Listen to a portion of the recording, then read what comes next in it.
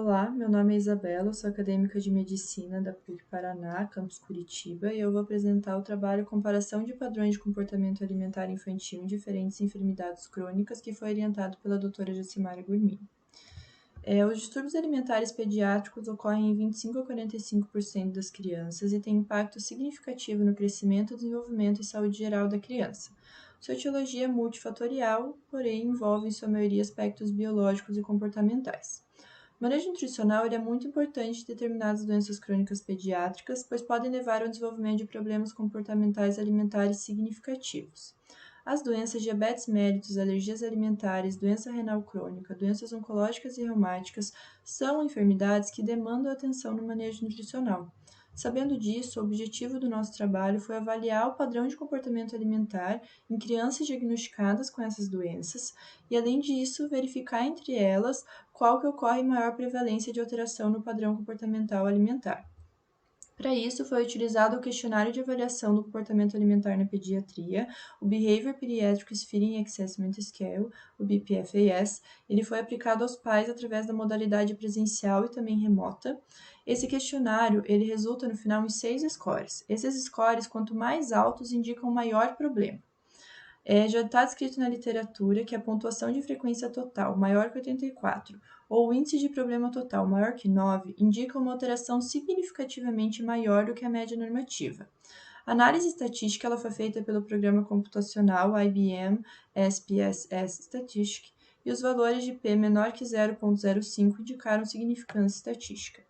Aqui está o questionário BPFAS, ele tem 35 perguntas, sendo as 25 primeiras voltadas para o comportamento alimentar infantil e as 10 últimas sobre os sentimentos e estratégias que os pais utilizam para lidar com o comportamento da criança durante a refeição.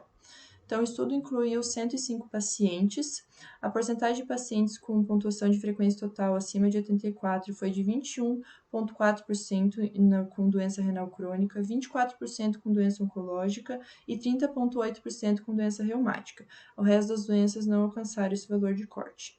Já os pacientes com índice de problema total maior que 9 foram 5% nos diabéticos, 10% nas alergias alimentares, 50% nos doentes renais crônicos, 24% nos portadores de doenças oncológicas e 38,5% nos com doenças reumáticas.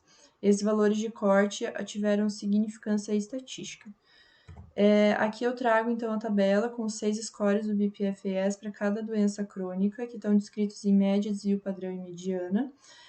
Então, a maior média de pontuação de frequência total foi 72,9 na doença renal crônica e a maior média do índice de problema total foi 8,1 na doença reumática.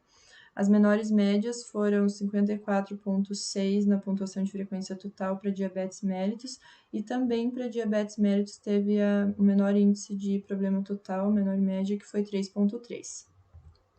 Então, o presente estudo encontrou que as crianças com doença renal crônica, alergias alimentares, doenças oncológicas e reumáticas apresentam maior alteração de comportamento alimentar do que a população saudável que está descrito na literatura.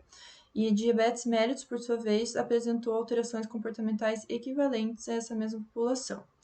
E dentre essas doenças, a doença que apresentou maior alteração de comportamento durante a refeição foi a doença renal crônica. Já os pais que perceberam mais o comportamento alimentar da criança como problema foram aqueles cujos filhos tinham doença reumática. Muito obrigada.